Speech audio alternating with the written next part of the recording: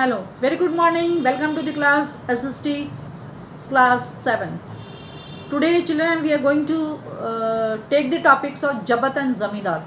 Let us explain you what is Jabat and Zamidar.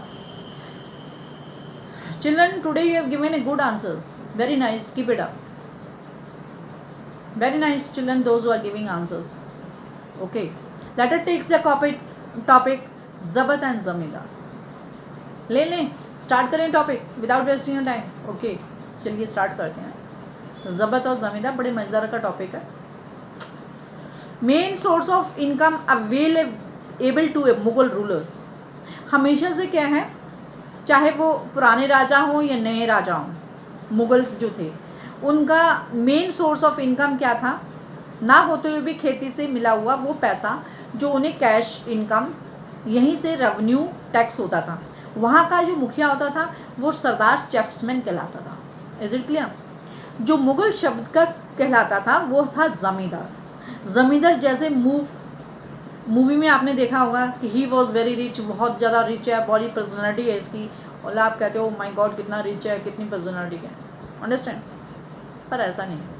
Listen, meditators होते थे जब उसका टाइम ये नाम दे दिया गया था ज़मींदार, उनको एक नाम दिया गया था ज़मींदार.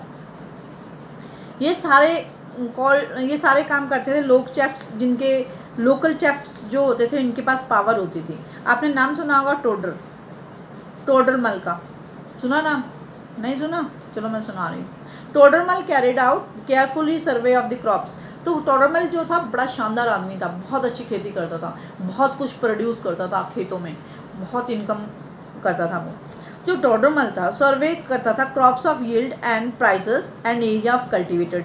10 years 15 to 70 के बीच में और 15 to 80 के बीच में तक on the base of the tax was fixed. तो वो अलग अलग जो ज़मीनें होती थी उन्हें अलग अलग टैक्स लिए जाते थे from the each crop, her crop से.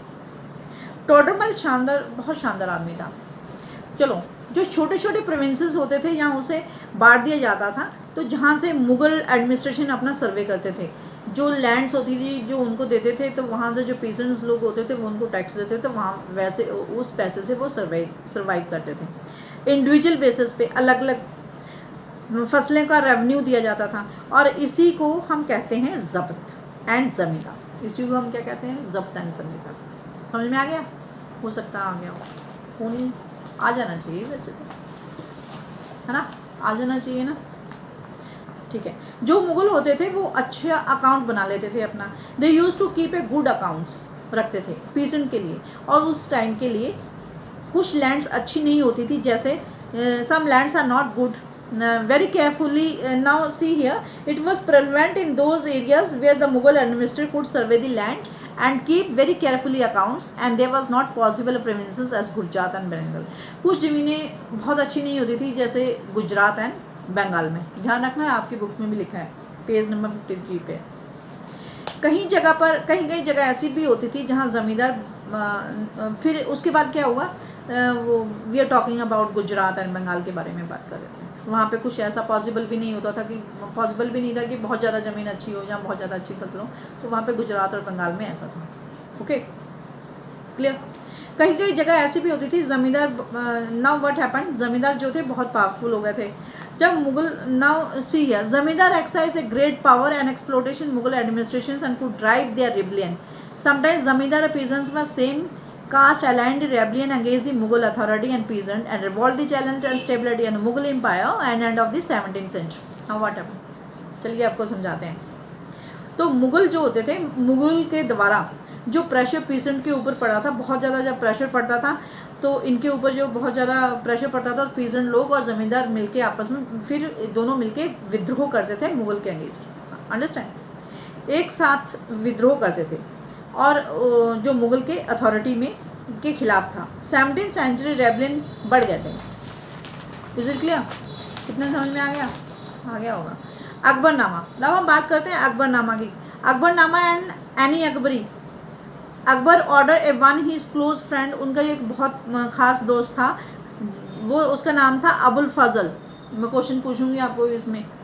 अबुल फजल जो उसकी हिस्ट्री लिखता था, और अबुल फजल ने लिखा था 3 वॉल्यूम में. 3 वॉल्यूम में उसने लिखा था हिस्ट्री को, किसकी, अकबर की। टाइटल अकबरनामा दिया था उन्होंने।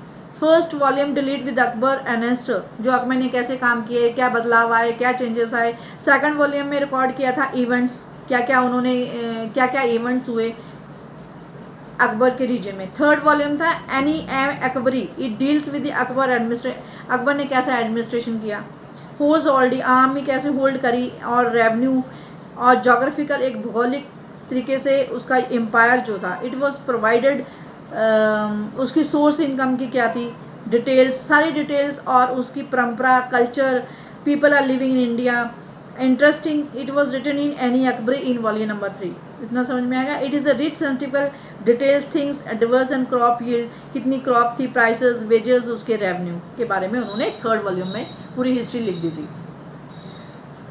एनी अकबरी भारत के लोग जो जानी बताए हैं। Closer look Akbar policy, Akbarnama. Now see broad administration laid down the Akbar elaborately discuss Abul Fazl in his book, उन्होंने अपनी बुक में लिखा था Abul Fazl Akbarnama and is particular list of Ain Akbari, जिसको नाम दिया गया था एनी ए अकबरी। अबुल फजल ने एक्सप्लेन किया था जो empire was divided into provinces called a Subah, तो उसको सुभाष कहा जाएगा। गवर्न बाय द सूबेदार, जो सूबेदार होता है एक रखा था उन्होंने, तो वो उसकी देखभाल करे। हु कैरिड आउट बोल पॉलिटिकली और मिलिट्री फंक्शन, जो पॉलिटिकली राजनीतिक तरीके से भी और मिलिट्री को फंक्शन भी करेगा। Each for the maintain of the peace and order and subedar supported by the officer, subedar को किसको सपोर्ट किया जाता था, बाई ऑफिसर के द्वारा। समझ में आ गया। ऐसी मिलिट्री पे मास्टर यानी बशाखती, minister in charge religion and charitable ambassadors, Sadr military commander यानी फौजीदारी जिसे कहते हैं। टाउन पुलिस कमांडर, कोतवाली, कोतवाली का नाम सुना है आपने, चौकियों में कोतवाल होगा ना, दैट इज कोतवाल, ऐसे उनके कोतवाल होते थे। Understand. Now let us Nurjahan influence in Jahangir court. Mehrunnisa married empire Jahangir, ध्यान रखना है, इसको अंडरलाइन कर लो, you can underline it. Empire Jahangir in 1611 and receive the title, उन्होंने कौन सा टाइटल लिया था, नूरजहां का। She remain extremely loyal and supporter of the monarch. Jahangir struck a silver coin bearing his own title, उनको एक कॉइन्स मिला था, his own title, one side and other inscription struck the name of queen, जिसपे बेगम का नाम लिखा हुआ था, बेगम नूरजहां। क्या नाम लिखा था कॉइन पे, बेगम Noor Jahan. Adjoining discount in the order to Farman, Nurjahan and Square Seal States command and most sublime avowed majesty and Nurjahan and Padishah Begum Seal State and by the son Shah Jahangir she became the brilliant and वो कैसे थी, brilliant थी, बहुत ज़्यादा intelligent थी, बहुत ज़्यादा just like a moon की तरह। मून रात में बहुत ज़्यादा चमकता है ना, अंधेरी रात हो, चंद्रमा की चांदनी हो, कैसा लगता है, बहुत अच्छा लगता है, मुझे भी लगता है। आपको लगता है मून की जो चांदनी होती है कितना सुंदर मून होता है। May be Nurjahan poses to be a lady of the age. Now let us come to see Akbar was at the Fatehpur Sikri during 1570, underline this. He started discussion of religions, Uflama and Brahmanas, Jesuit priest of who were the Roman Catholics, Catholic Christian को कहते हैं, and Zoroastrians. These discussion took place in Abdhed Khan. And social custom, एक सामाजिक custom, रीति रिवाज क्या था, different peoples के। Akbar interaction with the people, Akbar को इंट्रैक्शन था पीपल, उन लोगों के साथ, उन पे फेथ था एंड रियलाइज किया था उन्होंने अकबर ने। Who emphasize ritual dogma and where by both. Teaching created, उनकी जो टीच करते थे, क्या क्रिएट करते थे वो, this harmony amongst this his subject. Akbar's idea क्या था, Sulh e Kul, universal space, and this idea tolerance did not discriminate between the people, ये भेदभाव नहीं पैदा किया इसकी वजह से। पीपल आर डिफरेंट रिलीजन, अलग अलग तरह के लोग थे, अलग अलग धर्मों के लोग थे इन हिज रिलीजन, उसके राज्य में। Instead of focus system ethnic honesty, क्या था उनके अकबर के राज में, ऑनेस्टी थी, जस्टिस थी, पीस थी, शांति थी, that universal applicable. Abul Fazl held Akbar framing the vision governor around the Sulh Kul and the rules जो थे गवर्नेंस के वॉज किसके द्वारा फॉलोड किए जा रहे थे, Jahangir Shah Jahan as well. Understand. Okay, now the last topic is the Mughal Empire in 17th century. Mughal Empire led economic commercial prosperity. The equality base गर्लिंग डॉक्यूमेंट्स जो 20 ईयर के शाहजहां के रीजन के थे, हाईएस्ट रैंकिंग के, हाईएस्ट जिसको रैंक मिलता है उसको उसका वो था मसूबेदार. They only 445 in number of the total of 8000 small number. 5.6% ऐसे थे टोटल नंबर ऑफ मसूबेदार. कितने थे? 5 बस यही याद रखना, ज़्यादा वो नहीं.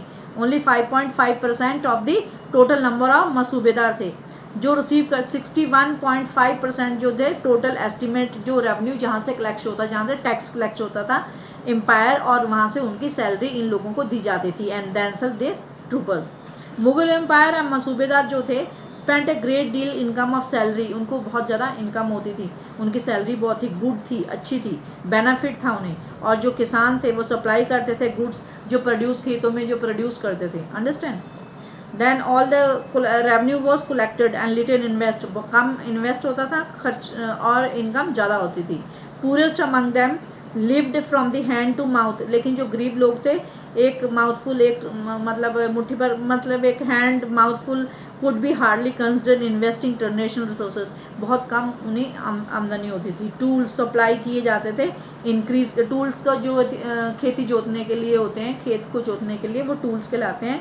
इसको ज़्यादा प्रोड्यूस करने के लिए, प्रोडक्टिविटी इंक्रीज करने के लिए यूज़ किए जाते थे. मर्चेंट्स वे बैंकर आर प्रॉफिटेड. जो बैंकर थे, बैंक वाले बैंकर्स थे, उन्हें ज़्यादा प्रॉफिट किससे होता था? Economic world.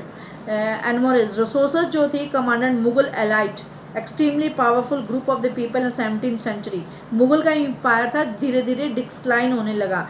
Servant emerge powerful. जो सर्वेंट थे वो ज़्यादा पावरफुल हो गए एंड उस क्षेत्र में. एंड न्यू डायनेस्टी उन्होंने हेल्ड करी. उन्होंने एक नया राज्य स्थापित कर लिया. And Hyderabad and continue the recognize the Mughal empire Delhi. और उन्होंने रेगनाइज कर दिया कि ये एम्पायर जो है दिल्ली में, they recognize the Mughal empire in Delhi. Their master by the 18th century province empire and consolidate the independent political identities. उन्होंने एक राजनीतिक पहचान बनाई. Okay, lesson is over. I will give you the question answer by next day. Okay, see you and